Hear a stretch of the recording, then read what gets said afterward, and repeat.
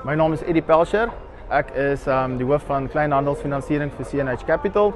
Ons is vandag hier so by Nampo, hier op ons Case IH standplaas. En ja, ons wil graag ons boere nooi om kom kuier 'n bietjie vir ons. Ons het al met baie van ons boere redelike lekker gesprekke gehad. Uit die gesprekke het dit uitgekom dat baie van ons boere nog op 'n daaglikse basis baie kontantvloei uitdagings ervaar.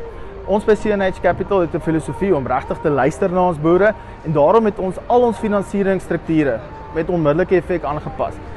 Aanpassing wat ons gemaak het is, ons kyk nou na 'n 15% deposito vir die kliënt en geen BTW terug nie. Wat dit fisies beteken is, jy as boer kan enige van die modelreekse van Case op hierdie standplaas koop. Die aanbod is geldig tot en met einde van Oktober en ons kyk daarna om te sê, jy gee my net 15% kontantvloei op hierdie stadium vir die deposito.